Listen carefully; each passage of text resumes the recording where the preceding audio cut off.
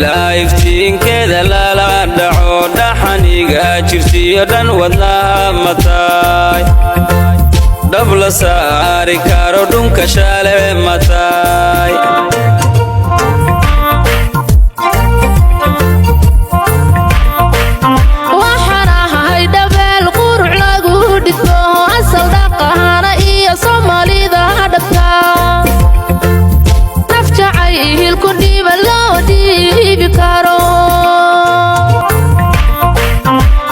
bilaiftiin keeda lala dhaco dhaxaniga jirtiyo dhan wadnaha mataay dhab la saari karo dhunka shale mataay